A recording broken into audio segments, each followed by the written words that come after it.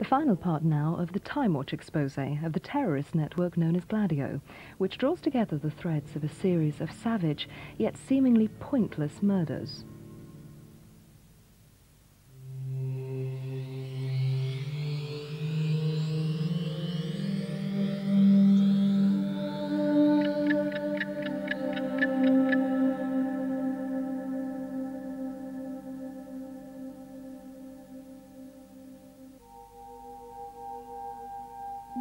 "30 years of innocence and peace in Belgium were shattered in the early 1980s. Citizens with no expectations of violence were murdered while shopping. No one knew who, no one knew why. Some suspected that right-wing elements in the secret services had penetrated left-wing groups and had even killed their own police to deflect attention from themselves. The suspicion was never proven, but nor did it ever go away.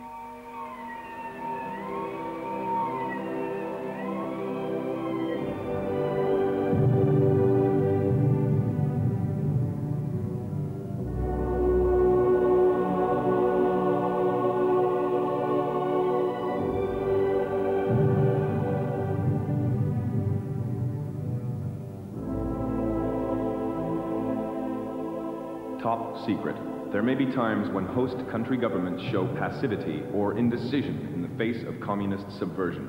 U.S. Army intelligence must have the means of launching special operations which will convince host country governments and public opinion of the reality of the insurgent danger. U.S. Army intelligence should seek to penetrate the insurgency by means of agents on special assignment with the task of forming special action groups among the most radical elements of the insurgency. I never heard such a thing, frankly. I don't know the origin of the statement, and you can find any statement in any country. I mean, you can find jackass statements anywhere. I suspect it is an authentic document. I don't doubt it. I never saw it, but it's the kind of special forces military operations that are described. On the other hand, you've got to recall that the Defense Department and the President don't initiate any of those orders until there is an appropriate occasion. It's Supplement B of Field Manual 3132. It's 12 pages long. It's not a hell of a big thing, but if it's not authentic, then you need to ask somebody what is it doing in the classified manual section of most field manual libraries.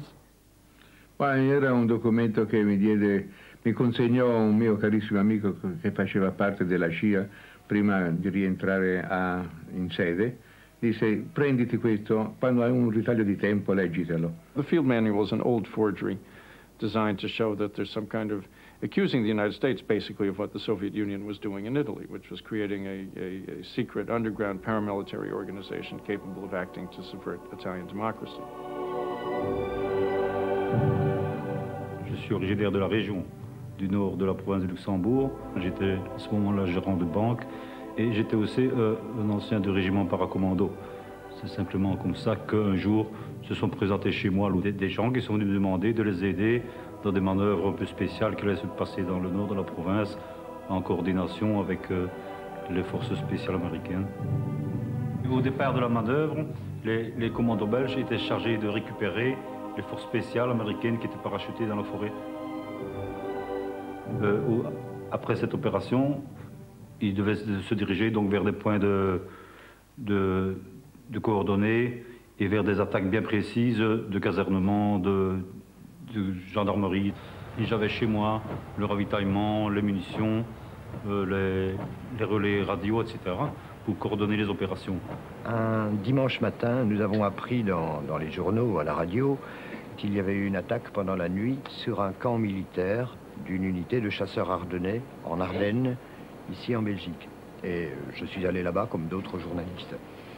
On avait donc découpé les fils barbelés, on avait attaqué l'armurerie, on avait blessé en tirant le chef de poste et on était parti avec un certain nombre d'armes. J'ai pu pénétrer dans le camp parce que je connaissais certaines personnes Et à l'intérieur du camp, je me suis aperçu qu'il y avait des militaires étrangers, notamment des Américains. Quelques jours avant, il y avait eu des bavures, c'est-à-dire que les Américains étaient trop motivés. Ce sont des gens quand même qui ont, dans la quarantaine, tous officiers, c'est comme des mecs solides. Et ces gens-là ont joué le jeu un peu trop fort. Ils ont attaqué une caserne de gendarmerie dans la région de Neuchâtel. Ils ont même balancé une grenade défensive près de, je crois, près de chez le procureur du roi, à Neuchâtel. Il y a eu une réaction du pouvoir civil en disant, et là, vos hommes, là, ils s'amusent un peu trop fort, on pousse un peu les choses trop loin. Donc c'est à ce moment-là que l'attaque de la caserne qui était programmée et que nous avions déjà été repérés 2-3 jours avant, a été annulée. Le jour de l'attaque, on nous a prévenu que ça ne se passerait pas, mais les Américains m'ont comme demandé de les conduire derrière la caserne, en stand-by, pour attaquer la caserne. Le lendemain, j'étais parti avec mon épouse ici du côté de Namur, et j'ai entendu à la radio que la caserne avait été attaquée à minuit. L'attaque de la caserne, pour moi, je ne peux pas dire comment ça s'est passé, puisque ce jour-là, à 8 h du soir, moi je suis parti. Je les ai prévenus, moi je ne reste pas pour les opérations. Et pendant des semaines et des mois, l'explication que les enquêteurs civils nous donnaient, c'était qu'il s'agissait probablement d'une attaque menée soit par des bandits de droit commun, soit par des terroristes. Il a fallu attendre plusieurs mois pour qu'un jour, je reçoive un coup de téléphone, et c'est ainsi que je suis allé en France, où j'ai vu Lucien Dissler, qui m'a donné un texte et qui a parlé avec moi longuement pour m'expliquer qu'il jouait un rôle dans une manœuvre secrète qui devait reproduire des opérations de résistance et d'appui à la résistance telles qu'elles avaient été menées à la fin de la guerre en 1944. Le surlendemain, que j'ai reçu un coup de téléphone du commandant de la caserne de Vieille-Salme qui m'avertissait du suivi de l'opération. Il m'a dit, voilà, dites au commando belge que le garçon que nous avons récupéré sur le terrain n'est pas mort, il est gravement blessé et nous l'avons conduit à l'hôpital à Liège. Le samedi du soir de l'attaque de ce camp, son rôle avait été de transporter une équipe de militaires habillés en civil à proximité du camp de Vieille-Salme et que les plans étaient, cette nuit-là, d'attaquer. Les autorités militaires belges et américaines qui ont également été interrogées ont fini, après des mois, par admettre qu'il y avait bien eu une manœuvre, par reconnaître qu'au cours de cette manœuvre, on avait bien organisé certaines attaques. Je me souviens, par exemple, qu'il a été question d'une attaque contre un dépôt de carburant militaire à Bastogne, une autre attaque la nuit contre une gendarmerie, une brigade de gendarmerie à Neuchâtel. Lentement, les militaires ont fini par reconnaître qu'il y avait eu certaines attaques. Mais en ce qui concerne Vieille-Salme, leur dernière version a été de dire que l'attaque de Vieille-Salme était programmée et puis qu'au dernier moment, elle a été déprogrammée et elle n'a pas eu lieu. On a retrouvé, vous savez, quelques-unes des armes volées à Vieille-Salme dans un appartement conspiratif ici à Bruxelles, appartenant aux cellules communistes combattantes. Mais les journalistes et les observateurs ont continué à se poser la question de savoir si c'était vraiment les terroristes qui avaient été à Vieille-Salme ou bien si peut-être on avait pu déposer les armes dans leur appartement pour faire croire que c'était eux. Allô, la nouvelle rédaction? Oui. Bonjour, les cellules communistes combattantes. Oui. Nous pensons que les flics sont venus avant vous, avenue Louise. Alors nous allons vous adresser un nouveau message. Il se trouve 26 avenue Général de Gaulle, en face des étangs d'Ixelles, dans l'entrée en dessous des boîtes aux lettres. In cases where the infiltration of agents into the insurgent leadership has not been effectively implemented, it may help to utilize ultra-leftist organizations.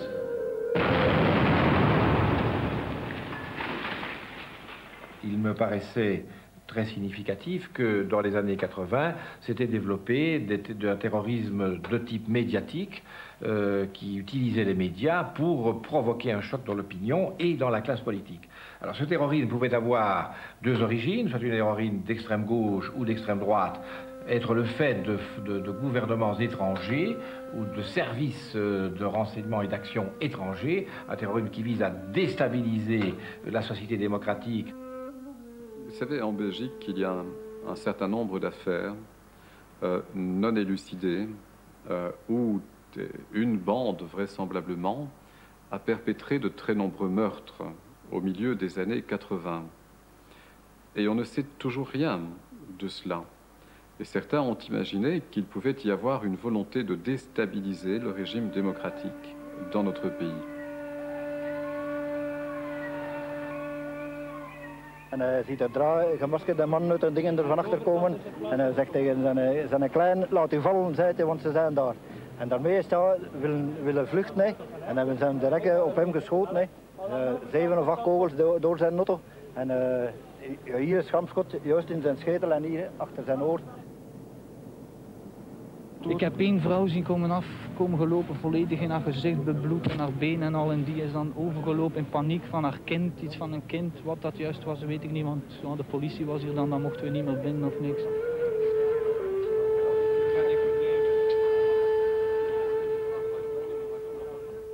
My name is Martial McCeux. I used to be with the Belgian Gendarmerie. I left Belgium in August '84 after precise death threat against my kids. In beginning of December 1983, I did go personally to the BSR, who were doing the investigation about the killing. I was surprised that no arrest had been made, and I knew that I did report myself what was going on, and we were expecting killing like that. Random killing, going to a supermarket and killing people, and even kids. I believe they killed about 30 people. So I told the gentleman I met, the Lice, member of the Gendarmerie or the army, are there involved in that. His answer was, shut up, you know, we know. Take care of your own business, get out of here.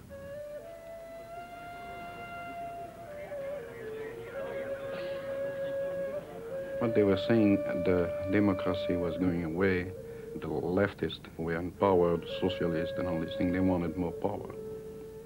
Ces crimes avaient troublé profondément l'opinion parce qu'ils ne paraissaient pas être justifiés par la seule considération du gain ou de ce que l'on pouvait prendre dans des grands magasins, que le meurtre gratuit et inutile d'une série de personnes pouvait procéder d'une intention politique, qui rappelait celle qui avait causé des ravages en Italie, dans la gare de Bologne, par exemple, l'attentat qui avait fait 80 morts parmi des victimes totalement innocentes.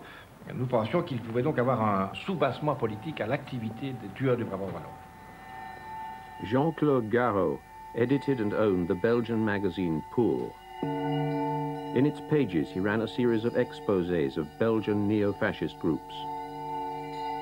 L'organisation du Front de la Jeunesse existait depuis plusieurs années et c'était, disons, une nouvelle structure, mais avec des personnalités qui avaient déjà été dans des structures politiques avant cela, dans d'autres structures. Le Front de la Jeunesse est un mouvement politique qui est né en 1974, qui a existé jusqu'en dans les années 1980 en tant que tel, et qui était un mouvement politique, un mouvement militant essentiellement, qualifié d'extrême droite, hein, mais qui était essentiellement un mouvement de jeunes et un mouvement militant.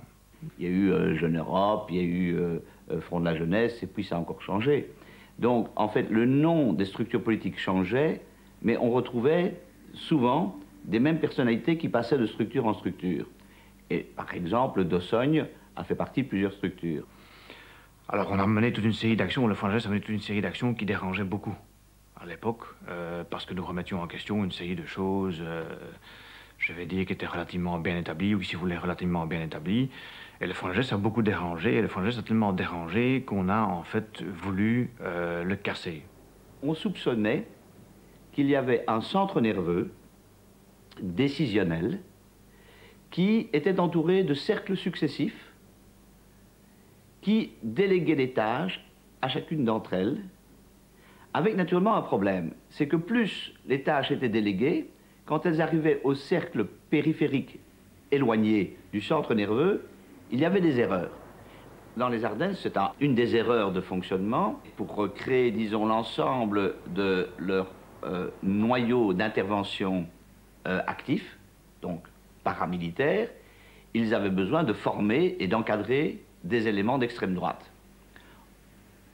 Anciens paracommandos, anciens militaires, membres de la gendarmerie, militants d'extrême droite. On a condamné les militants du Front de la Jeunesse pour avoir tenu des camps soi-disant paramilitaires.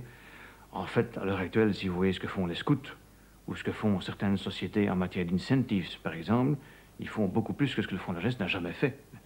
Une de ces organisations flamandes, VMO, Vlaams Militanten Orde, avait une section active de combat et qu'ils désiraient entraîner. Alors ils ont entraîné ce groupe dans un camp, dans les Ardennes, et donc une activité de ce type, où on emploie des tirs de fusils mitrailleurs, des lancements de grenades, ça fait du bruit, ça éveille des attentions. Donc nous avons été informés par quelqu'un que ce camp allait avoir lieu. Nous le savions, et nous avons mis les moyens photographiques nécessaires en œuvre pour photographier une partie de l'action. Et puis, nous avons révélé cette action dans un contexte très étudié. Nous avons dit, nous estimons qu'il y a eu un camp d'entraînement militaire du VMO avec tir de fusils mitrailleurs, avec lancement de cocktails Molotov, avec impact de balles dans les Ardennes. Le Front de la Jeunesse n'avait pas de camp militaire en tant que tel. Le Front de la Jeunesse organisait des week-ends qui se déroulaient dans des campings, dans des propriétés privées, mais sur la, bon, où on circulait dans sur la voie publique, etc.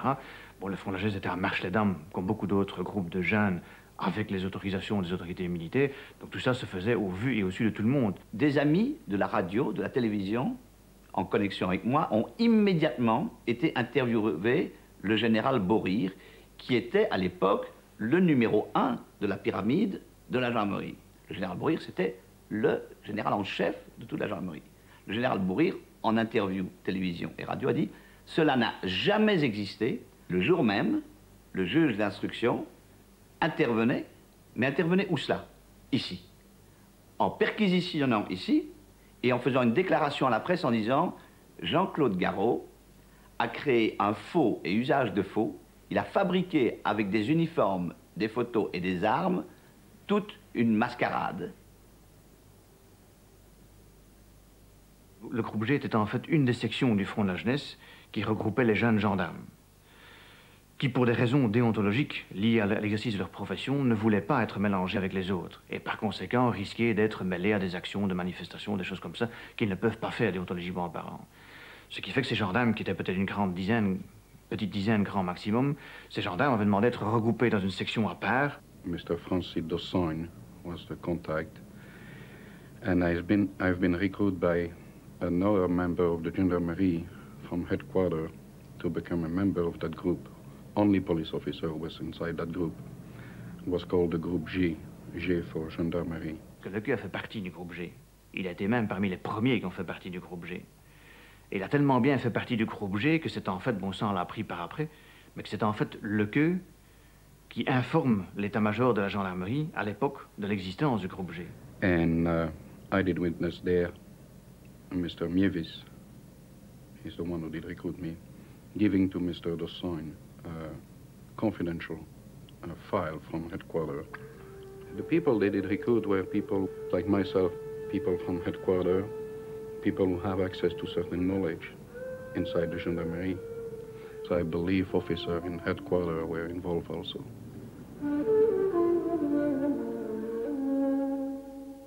Paul Latinus a été découvert, alors qu'il était inconnu, lors d'une de mes interviews par hasard. Rapidement, j'ai mené une enquête. Et cette enquête m'a montré comment Paul Latinus avait été implanté dans le Front de la Jeunesse avec des missions bien particulières. D'apprendre au Front de la Jeunesse comment s'organiser dans des actions violentes. Attaques de café d'immigrés arabes, camps d'entraînement militaire, manière de se faire encadrer pour la surveillance. Alors la structure de Westland New Post, je rappelle aussi que c'est la structure identique pour tous les morceaux, pour tous les quartiers de la même tarte. C'est toujours le même principe. Vous avez un état-major au-dessus. Au-dessus de cet état-major, vous avez ces deux grandes directions qui apportent soit l'assistance économique, soit l'assistance de besoins d'autorité immédiate. Bon, ces gens-là, en haut, on ne les connaît pas. Ils ne sont connus que des personnes clés, des personnages clés. En Europe, en l'occurrence, il y avait 9 personnages clés. Un des 9 était Paul Latinus. Le Heurt Anti-Communist League, eux ne peuvent pas agir dans une portion du monde, ni partout en même temps. Eux, pour faire quelque chose, ils le feront faire. Par qui? Par des compagnies amies faisant partie du même système. Vous avez l'Europe divisée en 8 avec un centre. Nous avions le groupe centre pour la Belgique, l'ouest de l'Allemagne, le nord de la France et pratiquement la majeure partie des Pays-Bas. Latinus avait été chargé de constituer et de structurer ce groupe comme une armée secrète, un peu sur le modèle de la SS. Il y avait un service secret, un service de sécurité à l'intérieur du groupe. Chaque membre du groupe portait un double nom, un nom de code, généralement des noms allemands. Chaque membre ne connaissait pas l'autre et on recrutait dans ce groupe par parrainage. Et celui qui était recruté ne connaissait pas les autres membres de l'équipe. On peut créer une branche action avec ceux qui sont les plus physiques. On peut créer une branche, je veux dire, intellectuelle. Ce sont ceux qui vont gérer le renseignement. Donc de l'information, de l'action et de l'université. L'université, pourquoi? Parce qu'on a parfois besoin d'un scientifique, d'un laborantin pour un produit bien spécial, comme dans une brigade judiciaire, bon, il y a toujours le labo. Ce cheveu, à qui appartiendrait-il? Bon, on n'est pas allé jusqu'aux cheveux, mais des produits chimiques, une demande, à la limite, une demande d'explosifs, ça se fait vers la branche universitaire. Quelque chose de spécial, bien entendu, on ne vous parle pas d'un bâton de TNT, des produits beaucoup plus spéciaux. Je reprends contact avec Paul Latinus. Il me donne rendez-vous dans un restaurant de province et nous nous voyons pendant toute une nuit, au cours de laquelle il me raconte qu'il a été chargé par des autorités, il ne me dit pas lesquelles au début, de constituer depuis plusieurs années en Belgique un groupe secret de résistance pour lutter contre une certaine pénétration soviétique et contre la collaboration de certaines autorités belges avec les soviétiques. Des opérations commanditées, des opérations commandées. Paul Latinus, les recevant, doit, pour nous les faire, doit être certain d'une aide en cas de problème. Bon, on ne peut pas envoyer des jeunes, des moins jeunes, sur le terrain en disant que peut-être tantôt, dans 2 heures, dans 3 heures, ils se retrouvent avec une balle entre les 2 yeux. C'était les risques permanents. En cas de problème, ils se sont fait éventuellement prendre par une police communale. Pourquoi? Parce qu'il y a un contrôle d'identité. Bon, la police rentre comme un cheveu dans la soupe. On peut pas dire aux policiers, écoutez, nous sommes dans une telle mission, etc. Non, bon, d'accord, contrôle, qu'est-ce que vous faites là? On ne peut pas vous le dire. Clac, les menottes, et on est emmené pour un interrogatoire. Tout à fait classique.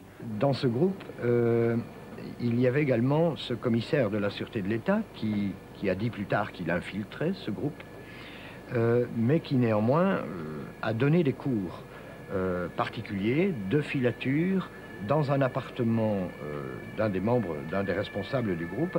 Et ce commissaire arrivait avec une cagoule sur la tête, accompagné d'un garde de corps. On l'appelait le colonel, c'était son nom de code, et il disposait d'une carte du WNP avec les sigles secrets du groupe. Et parmi les techniciens qu'il a fait venir à des cours, il y avait un membre des services de sécurité du marché commun, nommé entre guillemets Robert, et il y avait un autre membre qui venait donner des cours en cagoule et qui s'est révélé être un commissaire de la Sûreté de l'État, Smets. Et lorsque nous avons posé des questions sur ces cours, nous avons également demandé s'il était exact que le commissaire avait organisé des exercices après les cours. Et le commissaire a fini par admettre qu'il avait été sur les lieux d'un exercice au mois de mai 1984, ici dans Bruxelles. On avait dit aux jeunes qu'une jeune femme qui habitait Bruxelles était la maîtresse du terroriste Carlos, et on leur avait demandé de surveiller cette femme jour et nuit.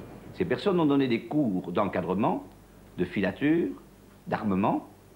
Robert a donné des cours de placement d'explosifs dans les cages d'escalier, a donné des cours de démontage et remontage d'armement et de tir, et également de tuer sans laisser de traces. lorsque je le rencontrerai quelques jours plus tard et dans les semaines qui suivent, et que je lui demanderai mais qui t'a chargé de constituer ce groupe, il va d'abord parler de la sûreté de l'État, et là nous avons pu vérifier, il travaillait pour la sûreté de l'État, il était payé pour la sûreté de l'État, et puis il parlera également d'autorités militaires étrangères, et lorsqu'on insiste, il finira par dire les services secrets militaires américains. Je confirme, il a rencontré des gens d'ambassade, mais j'ai jamais pu les rencontrer comme je vous rencontre aujourd'hui, à 2 mètres de distance. C'était pas le cas. Pourquoi? Parce que c'était pas mon domaine d'activité. Lui, c'était, si on veut dire, la diplomatie, c'est-à-dire les rapports avec les autorités étrangères.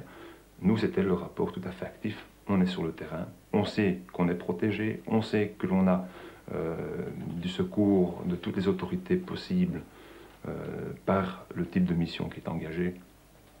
Si on me demande est-ce qu'il était à la solde des Américains, je ne peux pas vous dire qu'il en était à la solde, mais en relation suivie, ça oui, de toute façon. Nous avons appris qu'il y avait eu un autre exercice au mois de janvier jusqu'en février 1984. On avait dit à ces jeunes qu'il y avait un couple, ici également à Bruxelles, qui était probablement lié au KGB, qui étaient des agents du KGB et il fallait le surveiller. Et lorsque nous avons appris que ces exercices avaient eu lieu, nous nous sommes évidemment souvenus qu'en février 1982, on avait retrouvé ce couple égorgé et abattu de balles dans la tête. On reçoit des plans.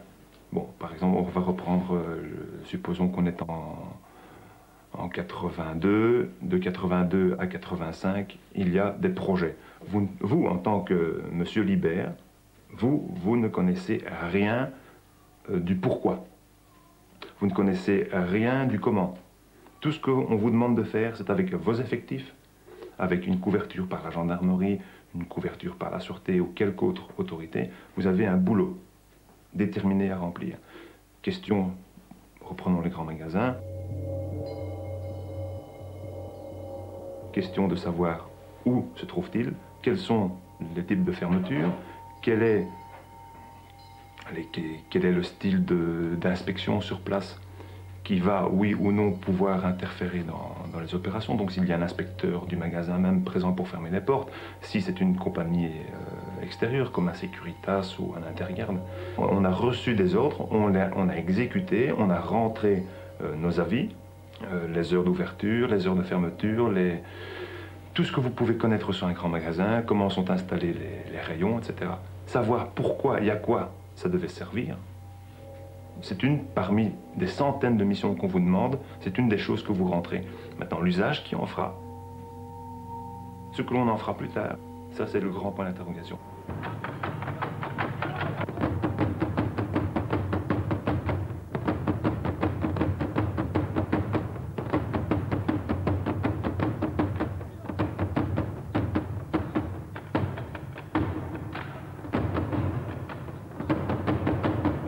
Où a-t-on abattu les victimes? Il y en a sur le parking, il y en a dans le magasin. Avant, pendant et après l'Olga? Avant, pendant et après. Simplement vu donc quelqu'un courant avec un masque de carnaval, avec un fusil. Mais le bulletin est dérisoire, il doit être en dessous de 200 000. 200 000. Pas l'argent que l'on recherchait. Ça, c'est difficile à dire. Il avait un genre de masque comme au carnaval. Il avait un grand fusil, je ne sais pas ce que c'était exactement. Et quand je me suis avancé, il a fait un geste comme ça vers moi, naturellement. Je n'ai pas demandé mon compte. J'ai fait demi-tour et je suis allé vers la boucherie, vers l'arrière. The guns they were using were coming from the far right wing. And that's exactly what we did plan. It's to organize gangs and groups like that and let them go by themselves, but make sure they will survive and make sure to supply them and, you know, just to create a climate of terror in a country. After 4 years of random killings and hold-ups, the Brabant Wallon killers vanished. Then, after a year of silence, a phone call led police to a sack in a Belgian canal. In it, they found the weapons used in the killings and much of the loot. The caller never identified himself. They have two plans. The first one was to organize gangs to do hold-up, hostage, and killing.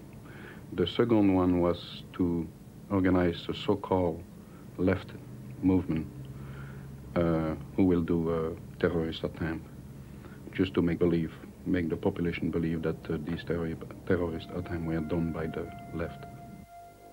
In Belgium, as in the rest of Europe, the 1968 student revolts in Paris, Brussels, Frankfurt and Milan led to the emergence of armed leftist action groups.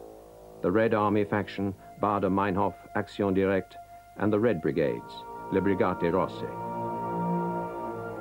On March the 16th, 1978, the Italian left-wing terrorists kidnapped the former Italian Prime Minister, Mr. Aldo Moro. On that day, the Italian Parliament was about to debate the inclusion of the Italian Communist Party in a government of national unity for the first time since 1948. Aldo Moro had long believed that this was the only solution for political stability in Italy.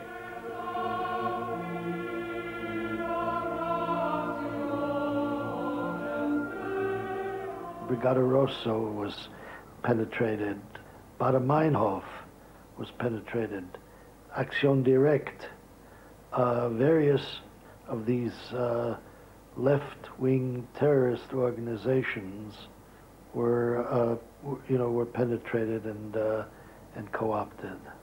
Le Brigate Rosse sono state infiltrate con notevoli difficoltà, perché erano una struttura molto chiusa e direi anche efficiente, ma tuttavia ci sono state anche delle infiltrazioni notevoli che ci hanno portato a ottimi risultati.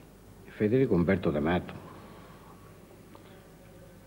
nasce come agente dei servizi di sicurezza della polizia, del Ministero dell'Interno, in epoca fascista, continua in epoca antifascista, forte della parentela col padre che è quest'ora, che è addetto alla commissione di epurazione dei poliziotti nel 1945-46, prosegue nella sua attività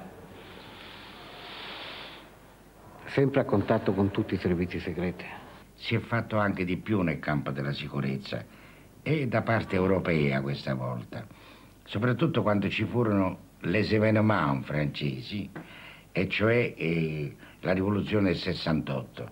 Si vide che c'era una grave minaccia di sovversione e di terrorismo in Europa.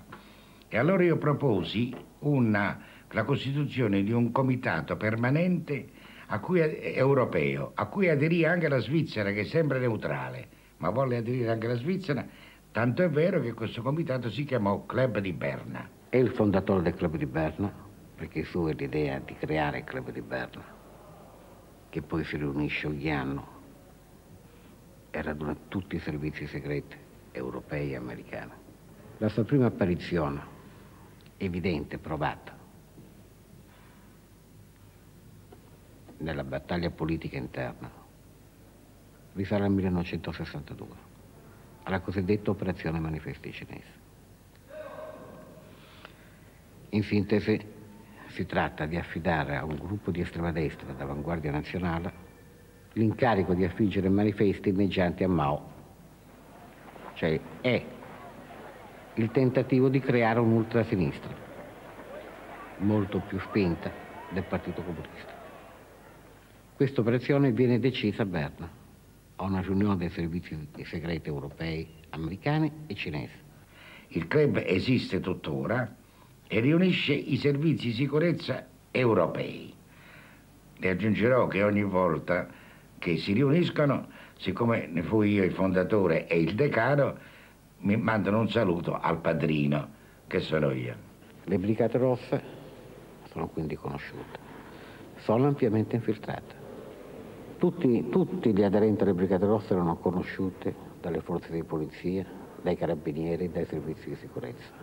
Io e altri compagni ci trasferimmo a Roma perché volevamo appunto fare un salto, noi dicevamo, politico e militare nell'iniziativa della nostra organizzazione. Dopo il sequestro di un magistrato, il nostro obiettivo era il sequestro di un uomo politico. Noi avevamo individuato appunto questa persona in Andreotti. Non arrivammo nemmeno a preparare un piano reale di sequestro, perché io fui arrestato, io e Renato, e fummo arrestati tutti.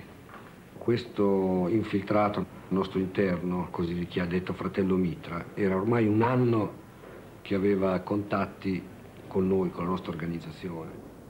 Avrebbe avuto l'opportunità di infiltrarsi ancora di più all'interno dell'organizzazione nostra, perché dopo quell'appuntamento che lui aveva con Renato gli avrebbe fatto la proposta di dirigere la nostra scuola militare. Lui a questo punto avrebbe avuto l'opportunità di conoscere tutti i compagni clandestini dell'organizzazione. E la cosa che può colpire è che proprio quella volta hanno deciso di arrestare le persone. Franceschini and Renato Curcio, the founders of the Red Brigades, were in prison when Aldo Moro was kidnapped. Scores of reports, classified documents coming out of the Rome station which absolutely verified that, that the Red Brigades had been penetrated, that the planning staff of the Red Brigades was taking its orders from Santovita.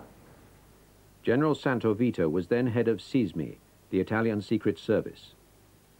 Valerio Morucci, il brigatista che fu arrestato non molto tempo dopo l'uccisione dell'onorevole Aldo Moro, aveva un'agenda piena di documenti e piena di numeri di telefono e notazioni molto riservate.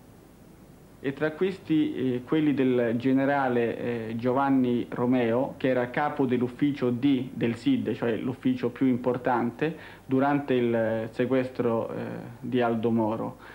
Vorrei ricordare che è stato proprio il generale Romeo che lo scorso anno in commissioni stragi ha parlato in maniera chiara della presenza di agenti dei servizi segreti all'interno delle Brigate Rosse. Non si sa esattamente se ancora sono stati individuati tutti quelli del comando che ha sparato, perché adesso nel Moro Quater ce ne sono 2 in più di quelli in precedenza. Si è detto che c'è stato anche un ufficiale dei servizi che era in zona. Questo, interrogato dai magistrati, dice che aveva motivi legittimi di lavoro familiari di stare un isolato vicino. La prima volta di Guglielmi se ne è parlato dopo le confessioni, le rivelazioni di Pierluigi Ravasio, che era un carabiniere che nel passato aveva lavorato presso il SISMI. Ravasio, quando era agente dei servizi segreti, è stato addestrato a Capo Marraggio, cioè alla base di Gladio. Pierluigi Ravasio ha detto che nell'Università di Roma i servizi segreti avevano un informatore che gli avvertì con anticipo che quella mattina del 16 marzo del 1978 Aldo Moro sarebbe stato rapito. Disse ancora che il colonnello Guglielmi andò in via Fani ma non riuscì a far nulla per evitare il rapimento e comunque aveva assistito al sequestro dell'onorevole Aldo Moro. Ravasio disse anche che Guglielmi era morto. In realtà Guglielmi non era morto ed è stato interrogato dal giudice romano Luigi De Ficchi e ha parzialmente confermato la storia di Ravasio, dicendo che quella mattina lui era nei pressi di via Fani ma non aveva assistito al rapimento. C'è una cosa piuttosto singolare nelle dichiarazioni di Guglielmi per il fatto che lui ha detto di essere andato a casa dell'amico perché lo aveva invitato a pranzo, però questo sarebbe accaduto alle 9 del mattino, che per un invito a pranzo è un pochino presto. Lui era dell'ufficio sicurezza interna e sembra da alcuni documenti usciti recentemente che sia stato uno degli addestratori di Capo Marraggio, che era in passato la base di Gladio. Sia mio marito, quando era ancora vivo, sia altre persone mi hanno detto che con precisione aveva, forse da dopo il 75 in avanti, forse un pochino dopo il 75, ecco, non le saprei precisare la cosa molto. Gli era stato detto che questo suo tentativo di voler portare tutte le forze politiche a collaborare a livello di governo per il bene del Paese era una cosa che non era apprezzata da certi gruppi, da certe persone, da certe correnti, e che quindi si guardasse da seguire questo suo pensiero e da, come dire, da insistere in questo suo progetto politico, perché avrebbe pagato cara questa sua cocciutaggine. La mia reazione, non solo la mia, ma un po' di tutti noi, è stata di grande stupore. Cioè stupore perché, innanzitutto perché per chi era Moro e cosa significava Moro. Cioè io non pensavo mai che i compagni fuori avessero la forza e la capacità di portare a termine un sequestro militarmente così complesso come era quello di Moro, che era il presidente della Democrazia Cristiana in quel momento. Quello che ci aveva colpito e meravigliato, credo tutti quanti, era quella che poi fu chiamata la geometrica potenza delle Brigate Rosse, perché noi ci ricordavamo un'organizzazione così fatta da ragazzotti, da ragazzi anche con poca esperienza militare, che nel giro di pochissimi anni era in grado di compiere, invece era stata capace invece di compiere un'azione militarmente complessa e difficile come il sequestro di Moro con l'uccisione della scorta nel centro di Roma. 49 dei 92 proiettili che furono ritrovati in via Fani erano ricoperti da una particolare vernice a lunga conservazione ed erano senza la data di fabbricazione. La prima perizia parlò di proiettili in uso a forze armate non convenzionali. Pronto? E chi parla? Indipendentemente dal fatto che lei abbia il telefono sotto controllo, dovrebbe portare un'ultima ambasciata alla famiglia. Ma io voglio sapere chi parla. Brigate Rosse, lei deve comunicare alla famiglia che troveranno il corpo dell'onorevole Aldo Moro in via Caetani. Va bene? Sì. Lì c'è una Renault 4 rossa. I primi numeri di targa sono N5. N5. Devo telefonare io? No, dovrebbe andare personalmente. E non posso. Non può? Dovrebbe per forza. Per cortesia, no.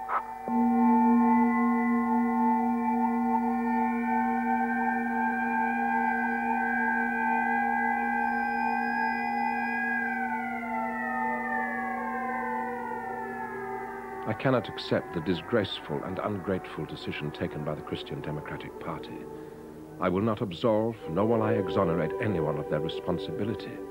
No political or moral reason impels me to do so. My own cry joins that of my family, themselves wounded to death, and I hope that their cry will be heard independently. I don't believe the Christian Democratic Party has solved their problems by liquidating Moro. Because of this clear incompatibility, I request that at my funeral there be no one present representing the Italian state and no one from the political party. I ask to be accompanied by the few people who have really wished me well, those therefore that are worthy of accompanying me with their prayers and with their love. Kind regards, Aldo Moro. Nella Democrazia Cristiana la morte di Aldo Moro pesa ancora. E pesa la scelta che io ho fatto e che mi ha fatto diventare i capelli bianchi di praticamente sacrificare Moro per salvare la Repubblica.